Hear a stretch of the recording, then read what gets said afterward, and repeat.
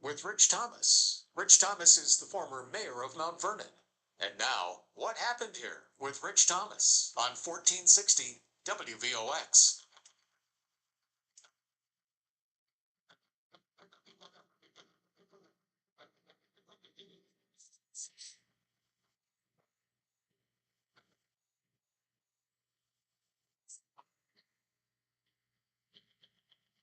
Welcome back, welcome back, welcome back. I hope everybody's staying dry in this wet weather here in the region. Also, prayers up for all those impacted by Hurricane Ian. My name is Rich Thomas, former mayor of Mount Vernon. You're listening to WVOX 1460 on your AM dial. And we're here every Wednesday from 12 noon to 1 p.m. asking the question on what happened here, where we ask a question and examine an issue, unpack it, and hopefully you walk away with more information to make better decisions going ahead. Now, our guest today is someone that is internationally renowned, responsible for billions in positive development to advance the health and wealth of communities and people so that they can have a well certified style of work, live, and play. Someone that has a lot of purpose that we're going to hear from Rachel Hodgdon. She is a leader of the Institute, International Well Building Institute. She's on the line. If you want to call in and talk with us about a variety of topics related to building wellness in particular, the phone number is 914-636-0110.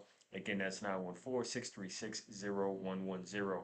And in the news today, we had some stuff with Memorial Field. I'll talk about that later on in the show, but I can tell you right now we have a lot to get to with Rachel and her busy schedule. I want to thank her for joining us. Rachel, are you there? As we bring up Rachel, we will definitely connect her with you and everybody out there about the topics of wellness, resilience. We definitely want to um, make sure we have a positive and healthy work environment for everybody. But speaking about a positive and health and wealthy environment for Mount Vernon, the issue of Memorial Field is back front and center. And we know that Memorial Field certainly has a huge importance to all of us when it comes to wellness in the community. And I can only tell you that I'm so happy to see it back open finally. We have the track available, the kids get to play football, and more importantly, um, we have the opportunity to come back together, and that's definitely a big positive for our community overall. So I just want to mention that, but I do want to just tether the topic of Memorial Field right now in terms of the story about Memorial Field being the subject of litigation. And there's going to be a trial in December, if I'm not mistaken. Um, The wrong person called in, sorry. okay, no problem. And what I can tell you is, with respect to Memorial Field, we have there's a dispute about the tennis facility, and I just want to remind everybody that the tennis facility was built on top of illegally dumped construction debris and other types of waste that was widely reported by the State Department of Environmental Conservation. And the city of Mount Vernon was under a consent decree to clean up the mess that was illegally dumped there. And, it's fascinating that, and the other word I would say is outrageous, that any type of business operation would seek to conduct itself over illegally dumped debris, exposing their customers and the public to potential health hazards that are not remediated. And it's outrageous. It's an injustice that the people that were really involved with the catastrophe of dumping illegal debris, enough debris to fill 3 or 4 football fields because it stood 30 to 40 feet high in terms of the amount of debris in one section, and the amount in the tennis courts was another huge amount of illegally dumped hazardous materials that don't belong under a tennis court. They belong in a properly certified run waste facility. You have Jim Kaloran on the line. Okay. And I just want to emphasize that, there were a number of efforts to create alternative resolutions for the tennis operation to stay, but they rejected every option. And when the city ran out of its options, it is very clear that the contract that they signed included a provision for their operating license to be revoked for any cause, any reason. It was very broad. And even though we went through multiple steps, multiple processes, from back rent to the purposes of trying to clean up the facility and their, positions that they've taken, I can be just unequivocally clear that every option was explored, and they turned down an opportunity to have a bigger tennis facility at the end of the renovation of Memorial Field. They chose this path, and I think it was a silly decision on their part.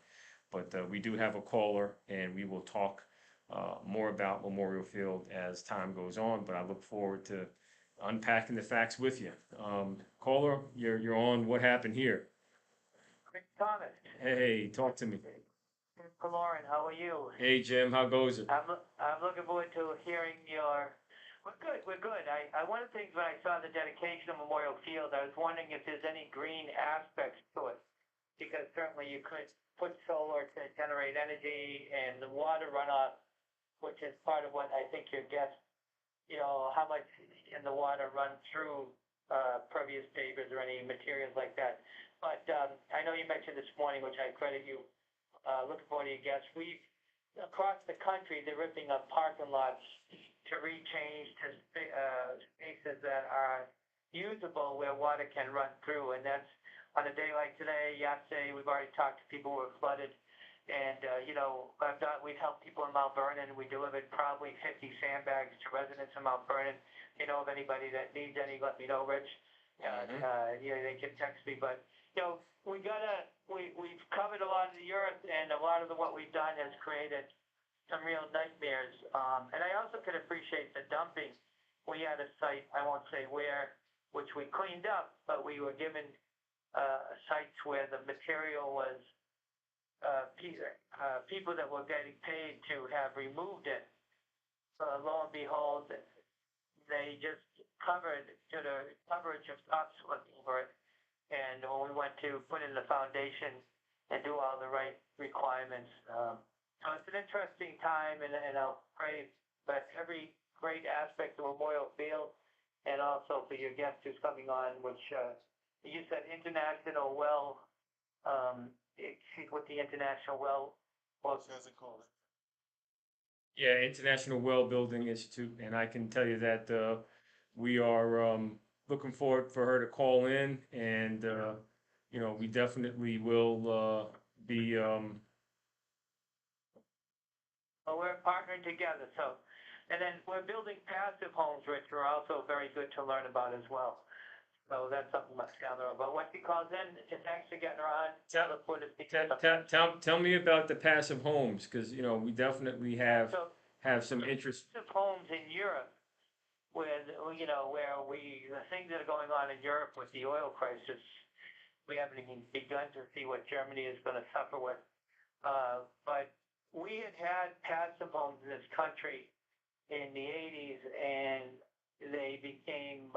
We kind of lost our greenness, and they say these will save 80% utilities for the families.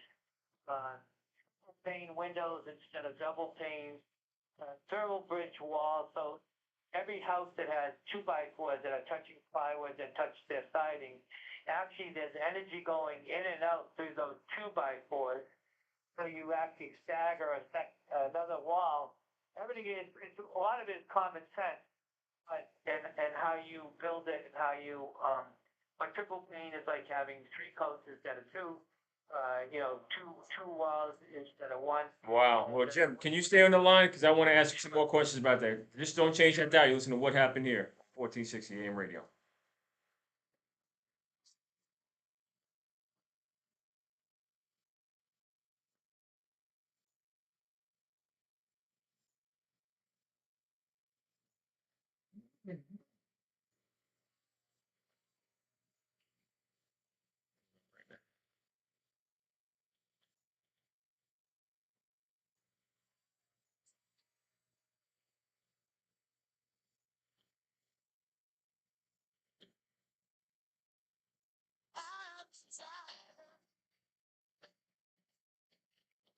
Yes, that's all right now. And this is the Fox Business Report.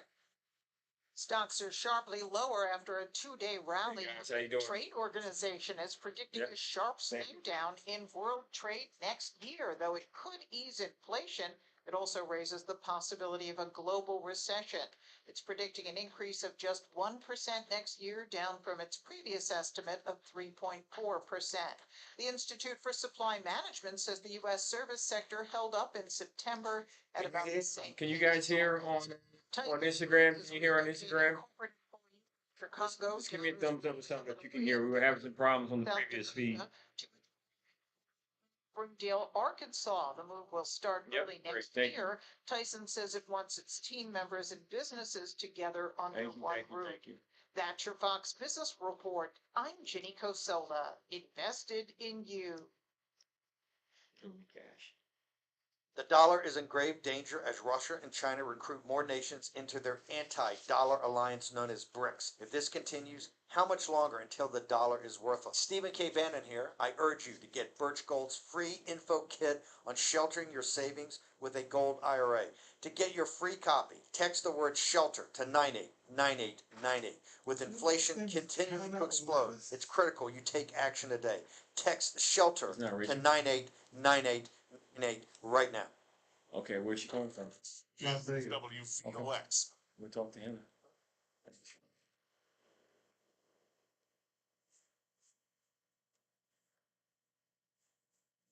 This is WVOX at 1460 for Greenhaven, Fox Meadow, and Larchmont Manor.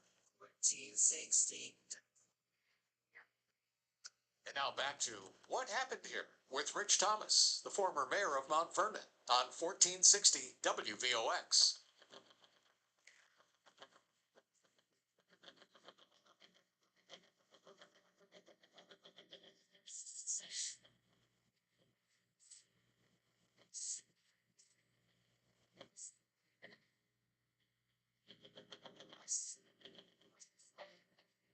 Welcome back, welcome back, welcome back.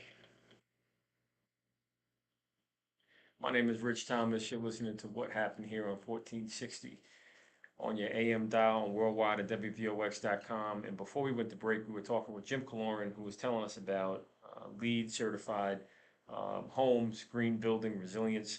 And he was telling us about some of the dynamics with respect to construction that creates a passive home. And we're going to hear from him for a few more moments, and then we'll bring on our guest.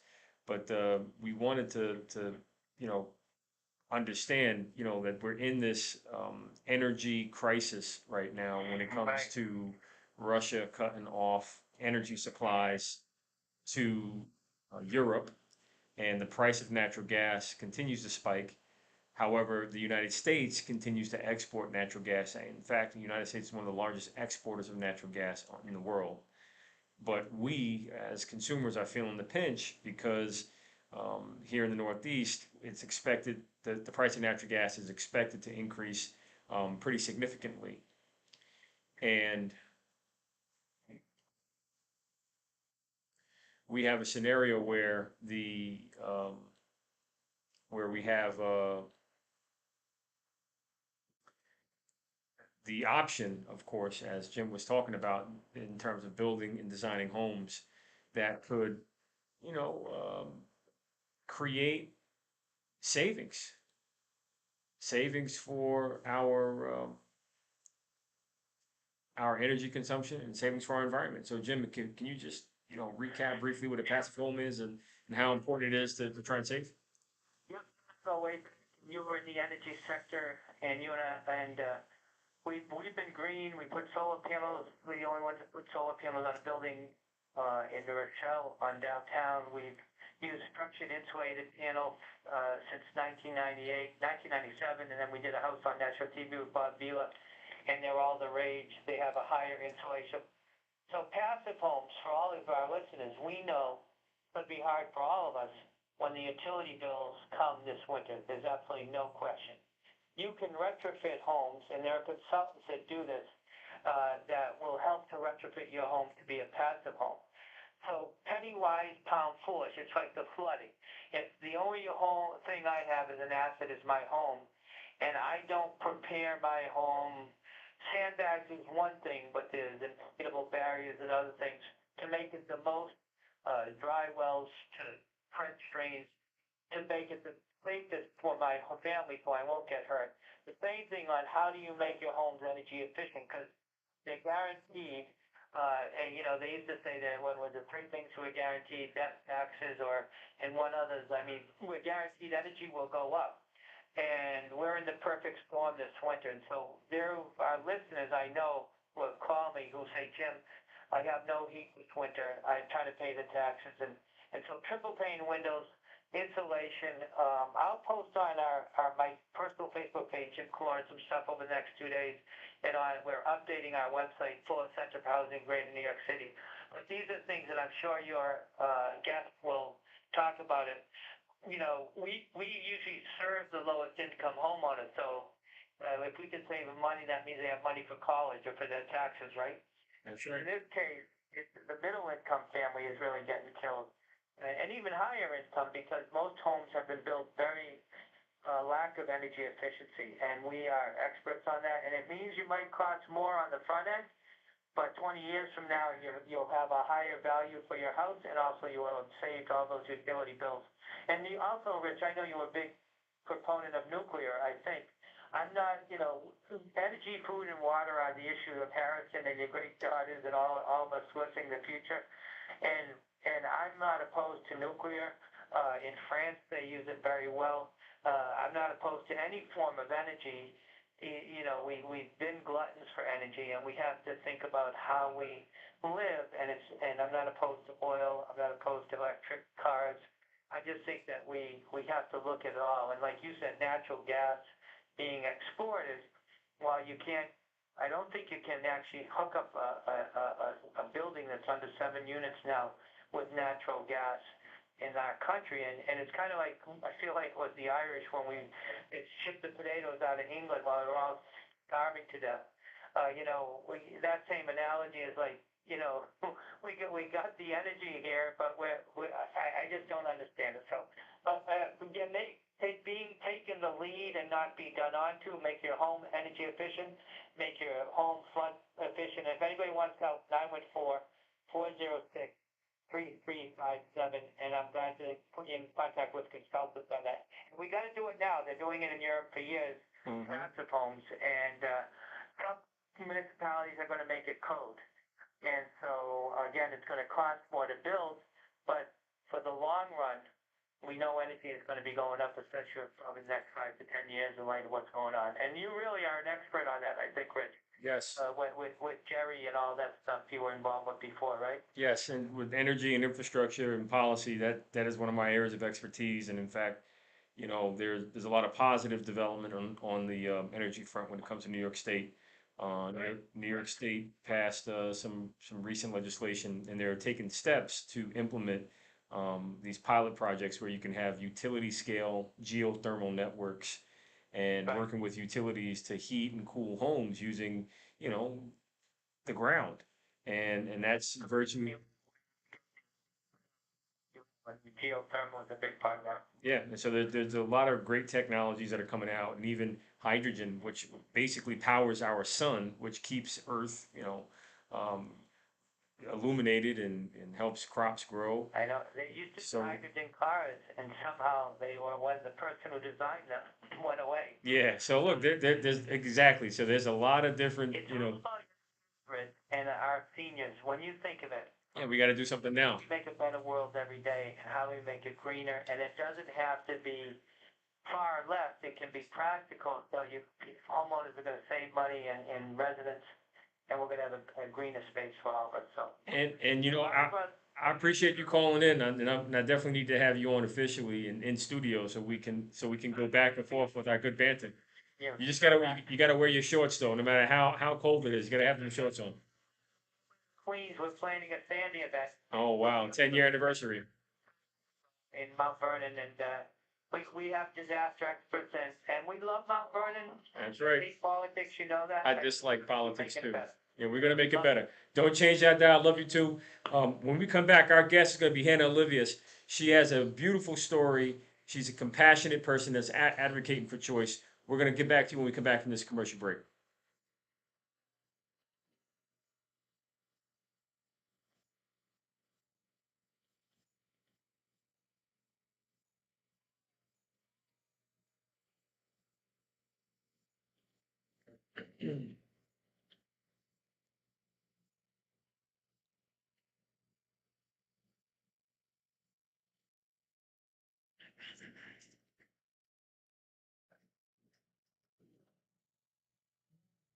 Fox News. I'm Chris Foster. President Biden in Florida plans to meet with Governor Ron DeSantis and tour damage from Hurricane Ian. Fox Weather's Robert Ray. There are emergency vehicles that continue to come in here. Search and rescue is active right now as the death toll rises, and people that we spoke to, including officials and folks that are reeling from the loss of life, tell us that those rescue operations could continue for another 5 to 7 days. In the Fort Myers area, more than 100 deaths are blamed on the storm, mostly in Florida.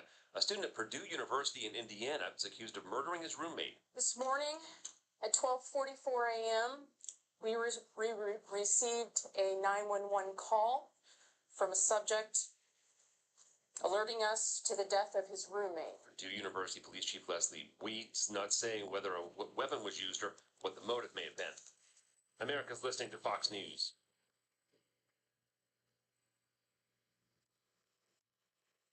Announcing the flyforthecure.org around the world for Alzheimer's. We're flying around the world again to bring awareness to the Alzheimer's Association and its quest to end this terrible disease. Follow us on our journey as we depart New Jersey in late September and return 2 months later. Our mission in this flight is to raise awareness and donations for Alzheimer's and hopefully get a little closer to finding a cure for this terrible disease. Follow Captains Ed Galkin and Smee Mosery as they pilot their single-engine Cessna 210 from New Jersey to around the world for an incredible air adventure. Our plan is to post updates on arrivals and departures so that you can be a part of the flight experience we encounter on each leg of our voyage. Go to flyforthecure.org. That's flyforthecure.org so that you can follow Ed and Smee on their trip over the northern and southern hemispheres this fall. You can make donations through our site directly to the Alzheimer's Association. We're flying around the world for the Alzheimer's cure. That's flyforthecure.org, flyforthecure.org. What's better than great health care? More of it, and closer to home. That's what New York Presbyterian has in store for everyone in Westchester. From a modern maternity and newborn unit at our Hudson Valley Hospital, to renaming Lawrence Hospital as New York Presbyterian Westchester, with a comprehensive cancer center and introducing Oxfine, including top doctors from Columbia. More amazing, more Westchester. Stay amazing. New York Presbyterian. Have questions about Medicare? Ask Medicare Mark.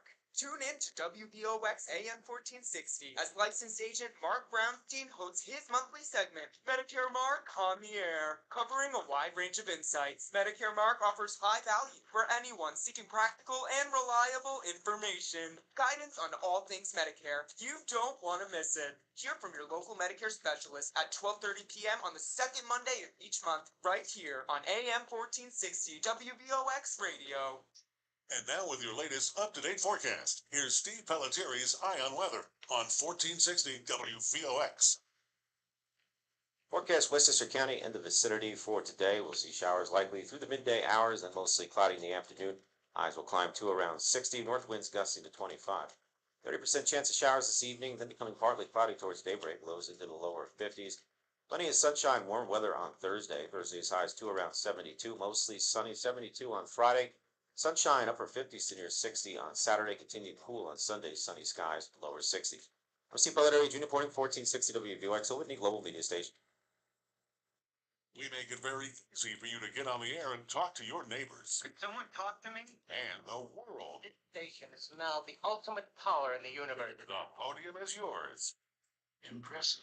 AM 1460 and worldwide at WVOX.com. 1460. And now back to What Happened Here with Rich Thomas, the former mayor of Mount Vernon, on 1460 WVOX.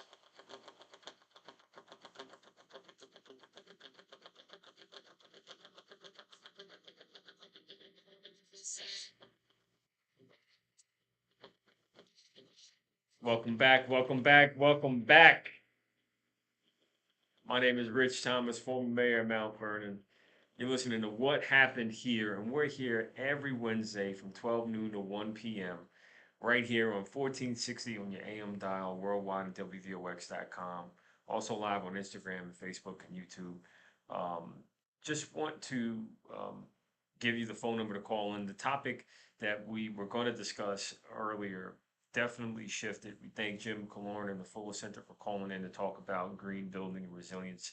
Our guest is Hannah Olivas, and she has a compassionate story about the situations she is facing that she wants to share with us, and she's advocating for some choices that I think people in tough health situations have to ask. She's living with multiple myeloma. She's 46-year-old mother and grandmother, and she's advocating for the option of medical aid in dying in her home state of Nevada. And I know that Assemblywoman Amy Paulin here in Westchester put forward legislation some years ago about this very issue. And it's a very sensitive topic. So, Hannah, thank you for calling in to talk with us about your advocacy. Definitely love to learn more about your position and your story. Well, thank you for having me. Good afternoon. Good afternoon. So I was sharing a little bit about you. Can you tell everybody your journey? You discovered that you have an incurable cancer, and your courage, you want to confront it, but you cannot, based on what the laws are saying. So can you just talk to us about that a little bit? So I was diagnosed back in 2017. It was definitely a process. Here, being in Nevada, our healthcare system is pretty spotty as it is. So it took about 9 months for them to really figure out what I had. And I was actually sent out of the state for diagnosis. Once we found out what I had, I realized that, my life and journey had changed drastically. And the organization reached out to me and asked me how I felt about the bill medical aid in dying, if it was something I had supported. And up until diagnosis, in all honesty, it was never something that I had considered thinking about. But once you get diagnosed with something that is incurable, that they do consider to be terminal, you start looking at options. And I realized that I did not want to be that cancer patient that is in the hospital dying, connected to tubes, breathing machines. It's not the last picture that I wanted to leave with my 5 children and grandchildren and husband. So I really tried to understand more and more about the bill, making sure that that is something that was passed here in Nevada legislature, which has not been passed. I advocated in 2 sessions, and I even ran as an assemblywoman to really try to make that happen, and Nevada is just not going. And this is I say I'm sorry about your health condition, and I commend you for your courage in telling your story. And I just find it ironic that there's a lot of interest in the conversation around abortion, and how everybody, be it right or left, want to politicize that issue. But to me, this seems like a very personal decision that you're going to make. And it's almost the equivalent of a personal decision that a woman would make when it comes to making the decision to have an abortion. And I'm just wondering, what are your thoughts on that? Well,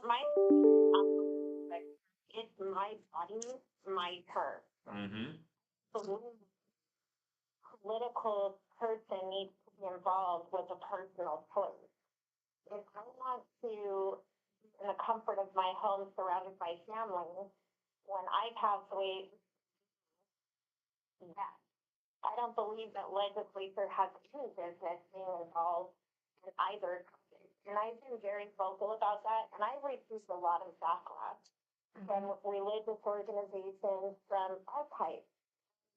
until you walk in the shoes of someone who is faced with either topic, my thought is be quiet. Or try to understand and educate yourself about the situation so that you can better understand what that woman is going through. It's a very personal trait. And it's been taken so out of context, it's almost mind-boggling how people don't understand that it's our choice. So people are gonna go vote this November for candidates based on this type of scenario that you're describing. You know, and I just find it very interesting that there are people probably that, as you're pointing out, you receive backlash for your advocacy for end of life choice, right? And there are people that do not support end of life choice, but they support a woman's right to choose when it comes to having an abortion. So I'm just trying to reconcile the two. I mean, like if it's about choice, shouldn't it be pretty linear? It's the same situation, but just different point on the spectrum of life. I couldn't agree with you more. And again, I'm really, interested in this topic as a part of a conversation because, you have people and parties that take the position of individual rights, individual choice, but then they don't support choice. They take the opposite position. So I'm just fascinated with the contradictions in the conversation that are going on. And can you tell me a little bit about some of the backlash that you've received when you discuss these contradictions? That's one of the biggest ones that I get, is people saying that, religious groups don't believe that if they consider it to be a suicide. But what they don't understand is, in order for you to utilize the bill, you have to have two different doctors that do not know each other to look at your case and make sure that everything possible has been done in the diagnosis, in the curing, and that there's, that they know for a fact person only has 6 months left to live or less. And each doctor has to sign off. They have to make sure that it's not being utilized as a depression or anxiety-related condition, which, cancer patients do suffer from anxiety and depression. However, if a person is ill and no quality of life, and they know how they want to go and they want to go in the comfort of their home, wherever that may be, then why not let that person die with dignity? If they've already exercised avenues possible, and they're tired and they hurt, and their family watches them deteriorate, why can't people understand God is the God of love and mercy? And I believe in my heart that it is not considered suicide. So the backlash from the religion side comes that way.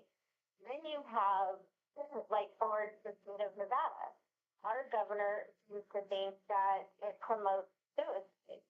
It isn't any different from getting a whole pill bottle and committing suicide. Just on a outside of a cancer diagnosis. What are we doing about that? Like you want to stop a terminally ill patient from being from suffering. We get tired of chemo and medications and IVs and ports and scans. Well, let's do, and you're withering away. You know that you have that choice to use that bill. Why wouldn't some of these patients utilize it? What I can tell you right now is raise some profound points. We'll pick it back up when we come back on commercial break because there are arguments on both sides, and I want to examine them as we unpack it on what happened here.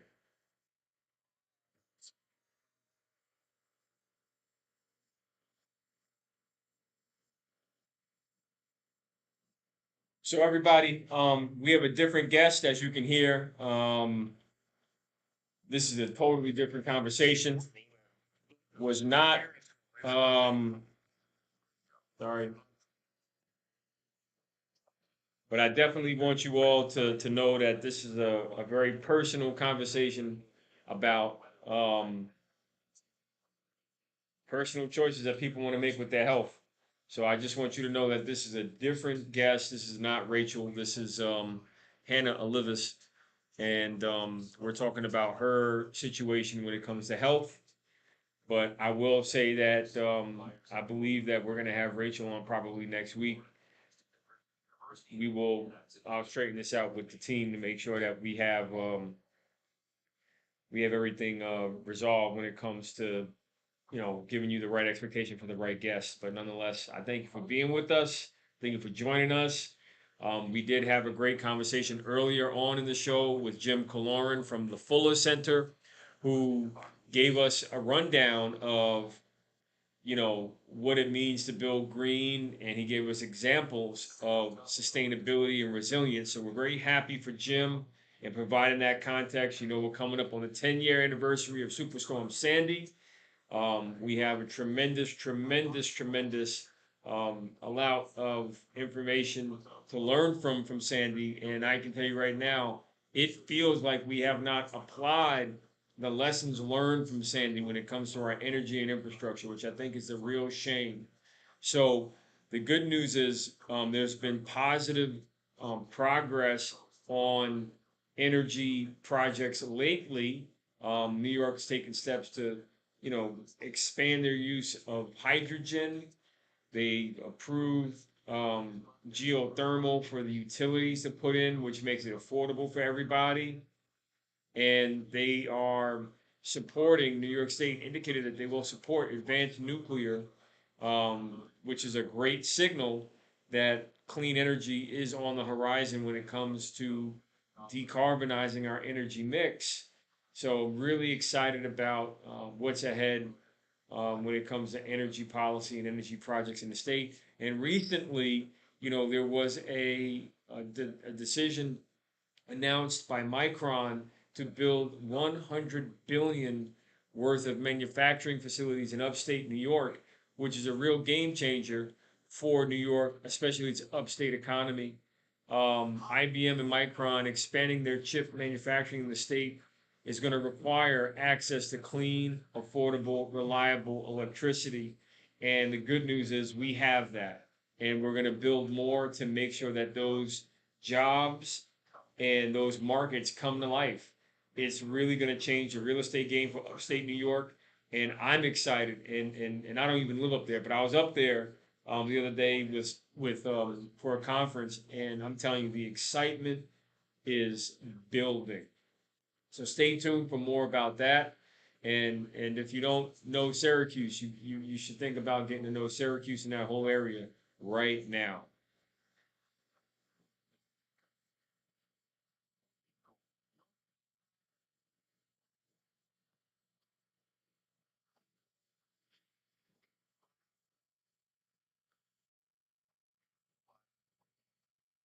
On the forum at 1460.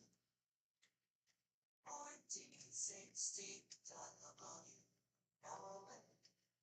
And now back to What Happened Here with Rich Thomas, the former mayor of Mount Vernon, on 1460 WVOX.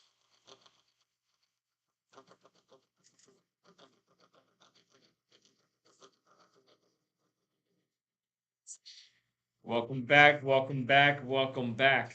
My name is Rich Thomas, former mayor of Mount Vernon, and you're listening to What Happened Here on 1460 on your AM dial, worldwide at WVOX.com. Also on Instagram Live at Rich W. Thomas, and on Facebook and YouTube at Mayor Richard Thomas. Now, we are talking with Hannah Olivis. I hope I'm pronouncing your last name right, Hannah. She has a very powerful story, controversial conversation nonetheless, but she's calling in from Nevada. In New York, there was legislation introduced, but it was not ultimately adopted for a variety of reasons. But I was, before we went to break, Hannah was describing the backlash and the pushback that she gets for advocating for end of life choice. And I just a news flash came across my screen that in the next 30 minutes, Vice President Kamala Harris is going to discuss reproductive rights, meaning a woman's right to choose. And again, before we went to break, we asked the question of the contradictions inherent in this conversation, where there are people that are of one party that support a woman's right to choose, but those same people do not support an adult's right to choose their terms for end of life options. And, I'm just unpacking this issue and listening to Hannah, who is describing her story and sharing her story, because it is something to discuss that impacts families and impacts all of us in different ways. So Hannah, before you went to break, you were talking with us about some of the situations that people with incurable terminal diseases face, and I just want to allow you to talk more about some of the situations and the backlash again that people try to put on you. If you can just share with us. Yeah. So, when you talk about the medical aid and dying bill, this bill was created years ago. And the reality is the percentage of people who actually use it is very low. Many terminal patients go through the end of life naturally being in hospitals and really, not utilizing the bill. But there are a few people who I came across in my journey who did actually utilize the bill. And Where were they? But they weren't in Nevada, right? They were in someplace they else. Where were they? Texas, and she had to drive to her Colorado vacation home to be able to utilize it. Okay. And she recorded the entire thing live on Facebook, showing people what it really looked like. And she was truly suffering. She was on opioids to stop the pain. She was violently ill. She was coherent enough to make the decision to say, I just can't handle it anymore. Her kids, her husband, her closest of friends surrounded her. And she needed to go in peace, and her children needed to see her leave that way versus the way that it was going to be going next was on life support. Right. So how does our legislators have the right to determine that decision for us as a patient? Look, there are a lot of commercials out right now that say, I'm going to keep politicians out of your private health choices. But meanwhile, here they are making the decision for you. And I wonder, is the preventing adult end of life choice about money? What is it about? Because I don't understand the issue enough to pick a side, but I will say that I do listen to the conversation very closely, because I want to learn more about the pros and the cons. And I think that there are some people that would argue, as you pointed out before, it's God's will, and God's will requires you to respect it and go with the situation as it is. But you're saying that God also gave choice, and that free will to choose is part of God's will. So there goes, a religious conundrum that I think that we could talk about for hours and days, but we only have a few more minutes before we have to wrap up the show. But I do want to understand, so where do things stand now in Las Vegas, and where do you stand in terms of you advocating for choice, end of life choice, that is, and as part of your journey?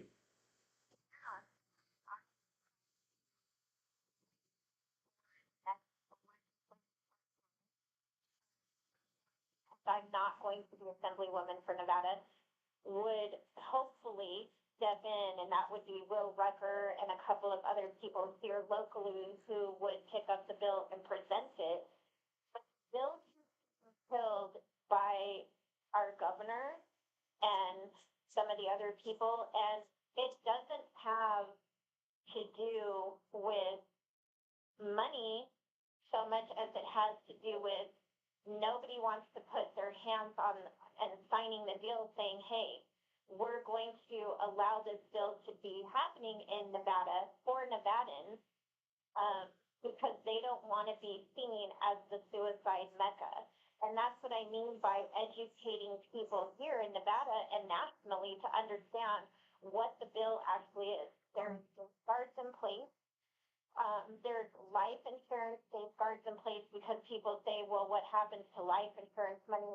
And it really, truly, I can tell you, it is not about the money. This decision by terminal patients is solely about the comfort and about the family. This is such a personal decision that, and I told our governor, Sisolak, I met with him face to face, and I said, you do not have the right to divide.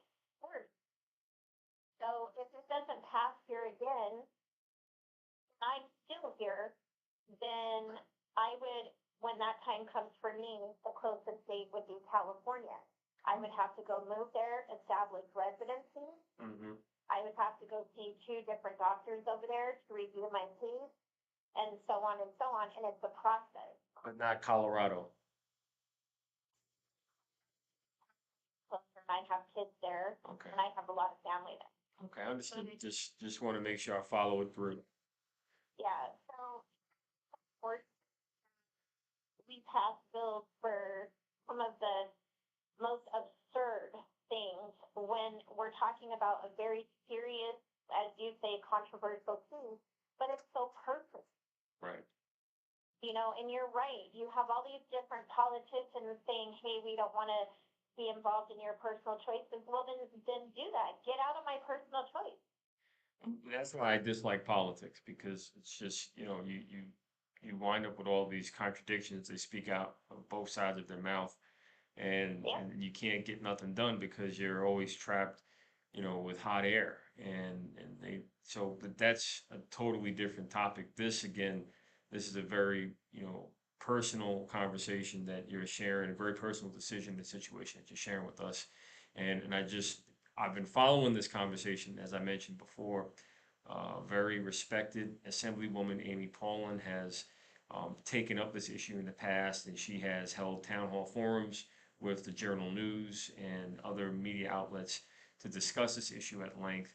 And it was on the verge of, I believe, passing some years ago, but it did not pass. I know that there was a big opposition that arose, and it was a significant situation that is still with us, obviously. And as you, Hannah, deal with the challenge, do you have any final words that you'd like to share with us about your journey to advocate for end of life choice? Yeah. I am a Christian. I have 100% faith in God. But I do not believe God wants me to suffer. I believe that it is a personal decision for anyone who is diagnosed with a terminal illness. I do not believe that politicians need to be involved. I do believe they need to have safeguards in place and continue those safeguards, and they're there already. So it's not like you can go to the pharmacy, pick up the powder, and go home and drink it. That's not how it works. I would love for people to really get educated about the bill. Well, we thank you for sharing we thank you for sharing your story and talking with us. Everybody, Hannah Olivas, she has an organization called compassionandchoices.org. You can follow and learn more about her and her journey for end of life choice. That's been our show. Thank you for joining us. We'll be back next week.